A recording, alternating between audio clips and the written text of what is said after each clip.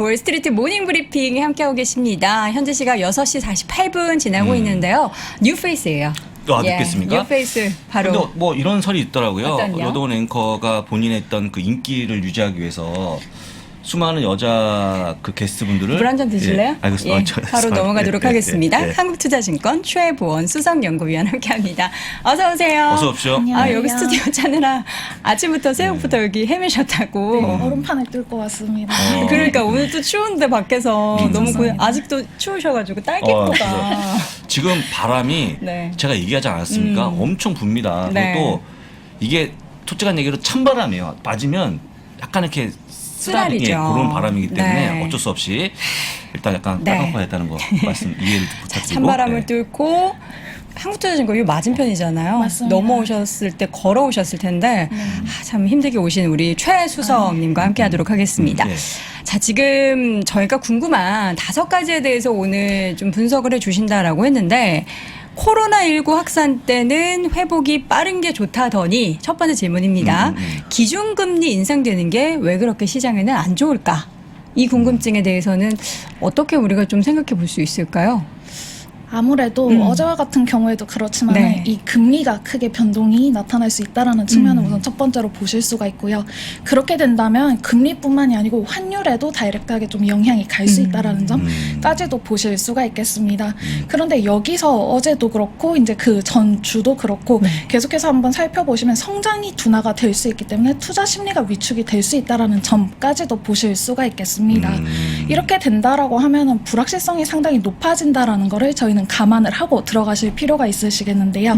그러다 보니까 지난해 그리고 지지난 해에는 코로나19의 수혜 기업 그리고 피해 기업으로 일제 좀 움직이는 모습이 보여졌다면 올해와 같은 경우는 조금 더 선별적인 접근이 필요한 시기라고 생각을 합니다. 제가 보기에 근데 금리 인상이 막상 되면 지수는 안 빠졌잖아요. 오히려 안 빠지고 잘 버티는 그런 모습 보여갖고 그냥 무조건 안 좋다라기보다는 지나고 봤더니 그렇게 뭐 안 좋았던 게 아니네라고 하는 부분도 있고 아까 말씀하신 것처럼 그럴 때 저희가 그냥 할 수 있는 게 금리 인상에 강한 종목을 매수해서 뭔가 버텨야 되는데 저는 개인적으로 이렇게 좀 안 좋게 느끼는 건 뭐냐면 우리 또 야수의 심장 갖고 있는 우리의 그 투자분들이 그냥 빅테크를 고수하시잖아요. 네. 그런 것도 좀 영향이 있지 않을까. 종목에 대한 포트폴리오 퍼포먼스 좋은 그런 것들이 종목들을 워낙에 좋아하니까. 사실은 지금과 같은 상황에서는 단기적으로도 부지런하게 접근을 하셔야 되고 아니면 좀 장기적으로는 또 다른 이제 플랜으로 접근을 하셔야 되지 않나라고 투트랙. 저는 투트랙? 생각합니다. 왜냐하면 단기적으로 한번 살펴보시면은 사실은 12월 FOMC 이후에는 불확실성이 해소됐다라는 측면에서 주가가 빠르게 올라갔던 바가 있습니다. 뭐 성장주도 함께 올라갔고요. 하지만 1월 초에는 왜 이렇게 좀 크게 빠지냐라고 생각을 해보시면은 사실은 이 그래프를 한번 그려보시면 12월에는 이제 금리 인상 횟수가 이제 2.88회 정도로 생각이 됐는데 이번에는 어제 기준으로 내려보니까 3.45회까지도 늘어났더라고요. 이런 측면으로 이 변화하고 있는 상황에서는 조금 더 충격이 예상과 다른 흐름, 예상보다 빠른 흐름에서는 조금 더 충격이 강하게 접해질 수 있다라는 측면은 고려를 해주셔야 된다라고 생각을 합니다. 그렇지만 저 같은 경우에는 조금 다르게 접근을 하는 게 사실은 장기적으로 내려보시면은 이 기준금리가 인상이 되는 시기도 그리고 테이퍼링이 시작되는 시기도 선진국 신흥국 지수 모두 상당히 좀 부진했습니다. 그럼 여기서 회복을 어디가 좀 더 빨리 할 거냐 장기적으로는 어디가 상승률이 더 높으냐 이런 측면 또 저희가 장기적인 관점에서는 저희는 이제 좀 성숙해졌기 때문에 해외 주식을 많이 해왔기 때문에 네. 그런 측면에서는 좀 장기적인 관점도 좀 보셔야 되지 않나라고 생각을 합니다. 그럼 장기적인 관점에서도 시장을 굳이 이제 이분법적으로 고르자면 불안할 때도 그러니까 뭐 선진국 시장이라고 하는 미국 쪽이 좋다 이런 말씀이신 건가요? 아무래도 장기적으로 한번 그래프들을 저희는 뭐 항상 과거와 같지는 않지만 이 과거의 흐름에서 조금 미래를 좀 예측을 해본다라고 하면은 이 선진국과 신흥국 중에서는 선진국이 상대적으로 빠르게 회복한 측면을 보실 수가 있고요. 그리고 두 번째로는 그 국가별로도 유럽이 약 5% 회복하는 시기에도 미국이 11% 회복을 하는데 미국이 상당히 아웃퍼폼하는 모습을 여러 번 확인을 할 수가 있었습니다. 그리고 사실은 이 성장주, 가치주 두 개로만 나누는 거는 사실은 그것보다도 조금 더 구체적으로 좀 선별적으로 들어가야 되는 시기라고 저는 생각을 하거든요. 그런 만큼 조금 더 이 장기적으로 봤을 때는 사실은 성장주들이 기준금리가 인상이 되는 시기에 아웃퍼폼하는 모습을 여러 번 보여왔습니다. 네. 그런 측면에서도 좀 단기적으로는 당연히 흔들릴 수 있기 때문에 준비를 하셔야 되지만 장기적으로는 그런 측면을 고려하신 이후에 들어가시는 것도 조금 이제 마음을 여유롭게 가지고 들어가시는 것도 방법이겠다. 우리 말씀을 드릴 최 수가 선생님이 있겠습니다. 이 제스처가 되게 좋으세요. 네. 예, 딱 표현이 손으로 모든 거를 우리가 확인할 수 있는 그런 제스처가 좋으신데 그 말씀 중간에 이제 성장주 내에서도 구체적으로 들어가 봐야 된다라는 거는 결국에는 키워드가 어떻게 뭐 실적이나 그 성장주 안에서도 아웃퍼폼을 훨씬 이끌을 만한 종목들로 집중해야 된다라는 그런 얘기시겠죠. 사실은 그 최근과 같은 경우는 네. 더 선별적으로 접근을 해야 된다라고 생각을 하는 이유가 연초 이후에 주가 흐름을 한번 살펴보시면 이번 주부터는 4분기 실적 발표가 시작이 됩니다. 그쵸. 근데 지난 2분기, 3분기 실적 발표 때와는 다른 점이 있습니다. 어떤 거? 바로 S&P 500 지수도 대형 성장주들도 다 정고점을 뚫고 지나가던 상황이었다라고 하면은 주가가? 지난번은 네, 이번에는 상위 20개 기업들이 모두 정고점을 하회하고 있는 상황입니다. 그렇기 때문에 시가총액 상위 기업들은 대형 성장 기업 이렇게만 구분을 하긴 하는데 밸류에이션이 낮아졌다는 측면. 하지만 이번에 4분기 기준으로도 연간 기준으로도 이익 추정치가 상향 조정되고 있는 기업들이 다수 있습니다. 이러한 상황에서는 성장주라고만 구분을 해서 성장이 둔화되는 시기에 주가가 빠진다라고 보기보다는 그런 측면에서도 밸류에이션 부담이 낮아졌다라는 측면에서 네. 가치적인 접근도 가능한 성장주다라고 좀 보실 수가 그걸 있죠. 달리 얘기하면 눈높이가 약간 내려갔다? 기대치가 내려갔다? 그러니까 실적에 대한 부담감이 많이 완화가 됐다. 너무 실적에 잘 나오- 대한 예, 부담도 예. 그렇지만 실적 결국 이어지는 게 그래서 이게 밸류가 높은 거냐 낮은 거냐 이건데 밸류가 낮아졌다라는 측면도 기회네요. 함께 보시고 이익은 올라가고 주가는 상당히 빠져 있는 상황이기 어. 때문이죠. 그렇기 때문에 어제도 사실은 업종별로 한번 살펴보시면요, 이 성장주들이 생각보다 덜 빠졌습니다. 막판에 이 하락 코멘트를 쓰고 있는데 버스가 갑자기 서서히 그쵸, 올라오더라고요. 그쵸. 그런 측면인 만큼 이 밸류 부담이 낮아졌다라는 측면을 지금은 기존에 이제 가치주, 성장주 이렇게만 구분을 하고 시크리컬 그리고 계속 가는 기업들로 구분하기보다는 그런 식으로 좀 세분화된 접근이 필요하다라고 생각을 합니다. 네, 우리 최순성님이 제한된 시간 내에 지금 준비해 오신 부분을 다 말씀하고자 하는 거 플러스 헤매셔서 숨이 많이 차세요. 예. 맞습니다. 예. 숨을 좀 고르시고 사실 지금 벌써 세 번째 질문으로 넘어간 거예요. 그러니까 이번 실적 시즌에 있어서 굉장히 중요한 부분은 그럼 우리가 좀 기대되는 큰 기업들의 밸류가 낮아졌기 때문에 여기에 대한 기회는 충분히 있다라는 그런 관점인 고려를 거죠. 하지 않을 수 없는 사안이다라는 거는 인지를 네. 해주셨으면 좋겠습니다. 그럼 실적 시즌에 좀 주가가 상대적으로 많이 하락했던 종목들 그리고 실적이 좀 좋은 예상이 되고 있는 그런 기업들을 좀 집중해 보면 좋을 것 같은데, 자 그렇다면 지금 대표적으로 이 주가가 좀 많이 하락한 종목들 보면은 뭐가 있을까요? 어떤 걸 좀 예를 들어서 볼 수 있을까요? 사실은 1월 7일도 그렇고 네. 이번에 빠르다고 하니까 조금 천천히 말하도록 하겠습니다. 여유 있게 하셔도 돼요. 네, 1월 7일과 같은 경우에도 그렇고 어제 밤과 같은 경우에도 그렇고 사실은 좀 의미 있었던 점이 있습니다. 뭐 일제히 다 빠졌다, 성장주들이 빠졌다라고 생각을 할 수가 있지만 어제는 제가 좀 놀랐던 게 이 잘 나가던 에너지 기업들도 그리고 대형 금융 기업들도 좀 빠지는 모습이 네. 보여졌거든요. 그런 만큼 이제 많이 빠졌다라는 거는 웬만한 기업들이 많이 빠져 있지만 그 중에서도 단순히 빠졌다라는 이유로만 갈 수는 없다라고 생각을 합니다. 특히 지금 1월 말 2월 초에는 실적 발표가 예정이 되어 있는 상황이고요. 네. 그런 만큼 이익 추정치가 상향이 되고 그리고 이러한 변동성이 확대되는 시기에도 이 가격 경쟁력 그리고 기술 경쟁력을 기반으로 이익이 계속 늘어갈 수 있는 기업들을 찾으셔야 되는 시기라고 생각을 합니다. 네. 그렇군요. 지금 여기 차트 하나 준비해 차트를 좀 주신 띄워주면 것 좋은데 이게 중에서 안 띄워지죠. 요거 이제 기업들 빅테크 뭐 애플, 마이크로소프트, 페이스북, 아마존, 비자, 테슬라, 엔비디아, 디즈니 요 이익 추정치와 주가 관련해서 요 차트를 하나 준비해 주셨는데 이걸 봐서도 투자 아이디어를 좀 종목별로 선별해 볼 수 있을 것 같아요. 맞습니다. 네. 이쪽 업계에 계시는 분들, 저희 회사 쪽을 이용을 하시는 분들 같은 경우에는 저한테 요청을 해주시면 차트 다양하게 보내드릴 수 있고요. 여기에 더해서 이제 이익 추정치도 함께 봐야 되는데 사실은 이 4분기와 같은 경우도 봐야 되지만 지금은 연초입니다. 그런 만큼 연간 계획 그리고 가이던스를 보셔야 되는 시기라고 생각을 합니다.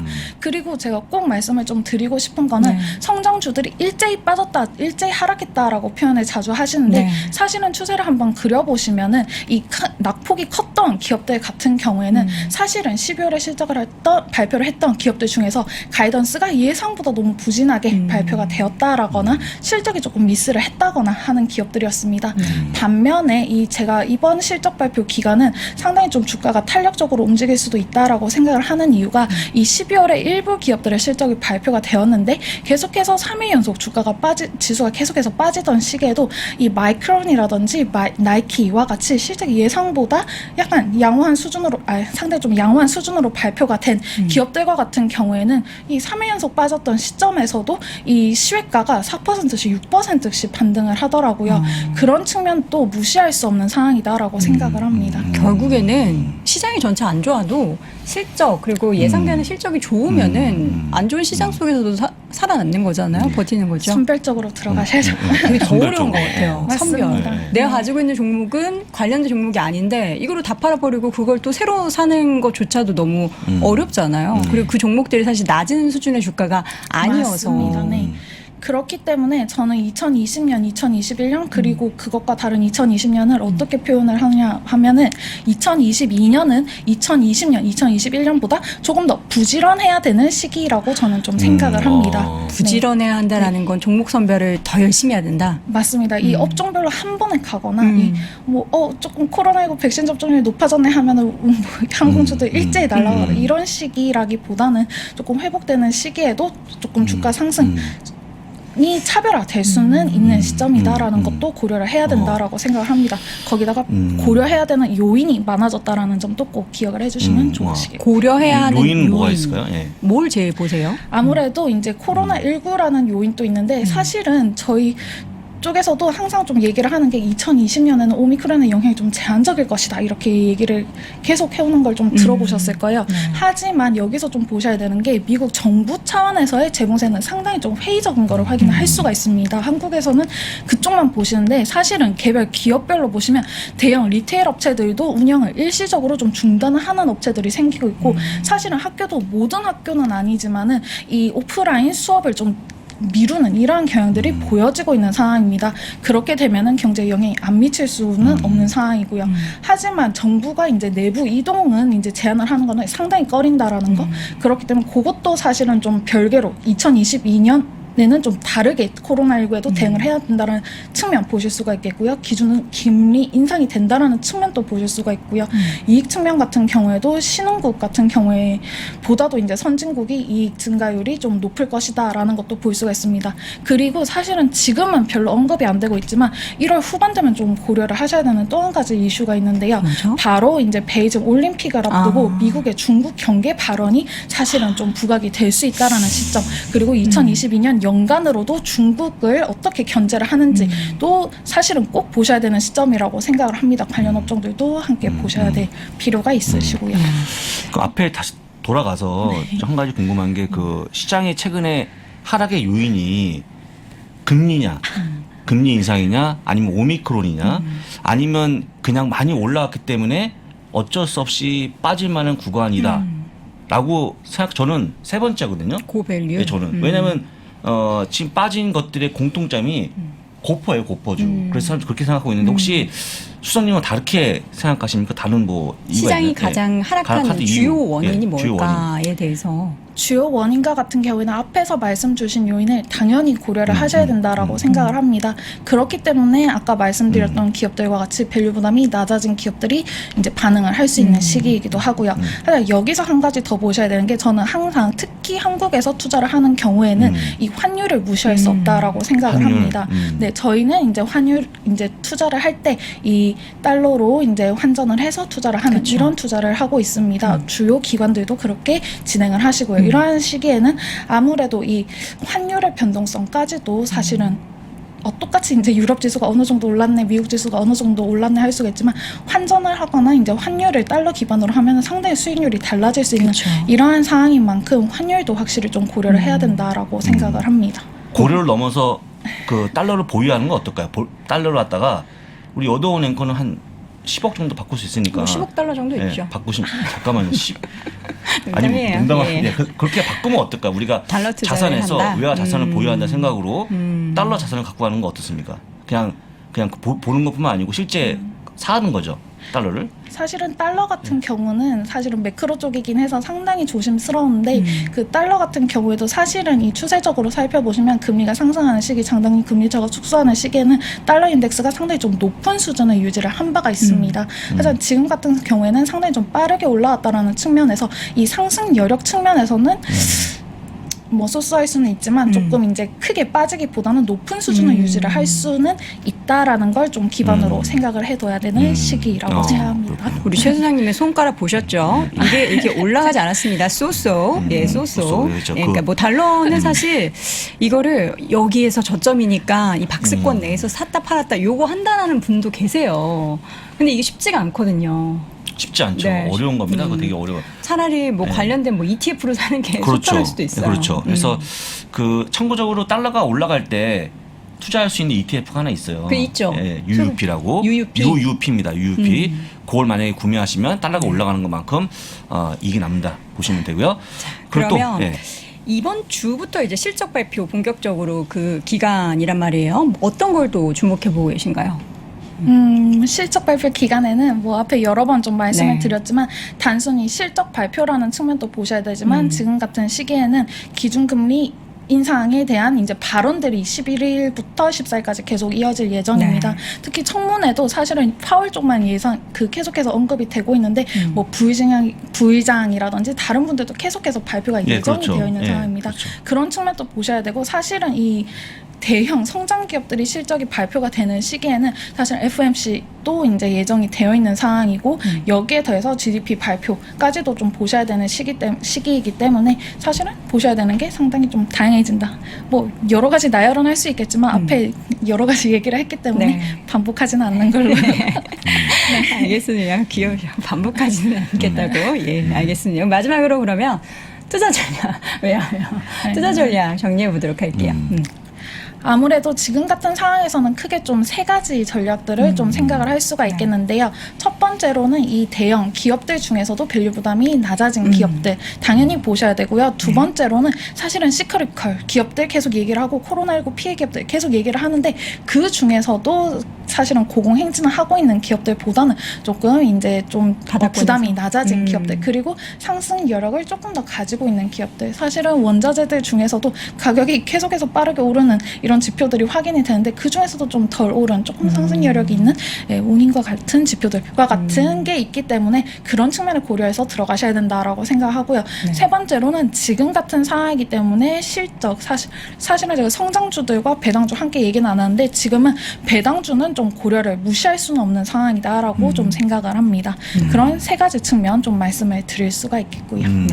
지금 투자 전략에서 사실 저희가 그 화면으로 보여드릴 수는 없는데 관련한 ETF를 5가지를 그러네요. 준비해 주셨어요. 지금 설명을 대강 해주셨던 것 중에서 사실은 네. ETF 같은 경우에는 크게 이제 5가지를 좀 뽑아보았습니다. 제가 이제 연초에 자료를 낼 때는 뭐 20개 가까이 내기는 했는데 거기서 그 추리신 중에서 거죠? 좀 뽑아보았습니다. 네. 그 중에서 좀 보셔야 되는 게 첫 번째로 VIG와 같은 ETF가 있으시고요. 두 번째로는 VGT와 같은 ETF가 있습니다. 네. 그리고 이러한 상황인 만큼 항상 좀 이제 고려를 별로 유명하지는 않지만 좀 알아주셨으면 좋겠는데 이게 저변동성 ETF가 있습니다. 바로 SPLV라고 하는 ETF가 있으시고요. 그리고 사실은 금융기업들도 금융기업들인데 거기서 조금 더 상승 여력이 있는 게 금융 서비스 기업들이라고 생각을 합니다. 그렇기 때문에 대표적인 금융 ETF들 많지만 그 중에서도 이 IYG라고 하는 금융기업들 거기다가 서비스 기업들이 함께 포함이 되어 있는 ETF들이 있어요. 네. ETF가 있습니다. 그런 식으로 접근해 보시는 것도 방법이라고 그 생각합니다. ETF가 IYG. 네. 거기에다가 이제 마지막으로는 이 시크릿컬 기업들 중에서도 좀 산업재 기업들이 많이 네. 포함이 되어 있는 ETF도 보실 수가 있겠습니다. IYT? 대표적으로는 IYT라고 하는 ETF가 있으시고요. 사실은 IYT는 이번에 추가를 한 건데 네. 지금 같은 시점에서는 한번 좀 같이 봐주시는 게 좋지 않을까라고도 생각을 합니다. 네, 우리 최수정님께서 설명해 주셨던 그런 사실 기업들을 더 조금 더 세분화해서 보는 것도 단수익률 측면에서는 또 좋을 수 있겠지만 그 어려우신 분들은 방금 전 확인했었던 ETF도 함께 관심 가져보시면 좋을 것 같아요. 하나만 더 한다 그러면 네. IYT 운송 관련 ETF인데 네. 굳이 뭐 운송 관련 ETF가 최근에 좀 이렇게 필요한 이유가 뭐가 있을까? 어쨌거나 지금 사실은 예. 대표적인 운송 관련 ETF라고 하면 제츠를 보실 수가 있는데 예. 사실은 그쪽에는 상위권에 이 항공주들이 항공 많이 포함이 ETF? 되어 있습니다. 예. 근데 그쪽과 같은 경우에는 지금 보시면 아시겠지만 유가 변동에 상당히 민감한 이러한 기업들이 상위권에 많이 포함이 되어 있습니다. 그리고 대표적인 산업재 ETF 같은 경우에는 그냥 산업재가 올라가는 시기에 같이 올라가는 이런 모습이고요. 하지만 그 기업들이 조금 믹스가 되어 있는 이러한 ETF가 IYT라고 생각을 하기 때문에 저는 IYT를 뽑아 보았고요. 네, 알겠습니다. 이렇게 해서 또 투자 전략 ETF 5가지까지 확인을 해봤습니다. 오늘도 첫 출연이신데 네. 반응이 되게 좋습니다. 일단 저는 모든 이야기를 제스처로 이렇게 상승하라 뭐 이런 거 확인해 볼 수 있었다라는 게 보는 재미가 또 그렇습니다. 있었던 것 같습니다. 또 힘들게 스튜디오 찾아오신 한국투자증권 최보원 수석연구위원 함께했습니다. 고맙습니다. 네, 감사합니다. 40달러 받고 미국 주식 시작하자. 키움증권 최초 신규 고객이면 40달러 미국 주식 투자 지원금 드려요. 비대면 최초 신규 고객 국내 주식 100만 원 이상 거래하면 현금 4만 원도 추가로 드려요. 해외 주식은 원금 손실 발생이 가능하며 그 결과는 투자자에게 귀속되오니 유의하세요.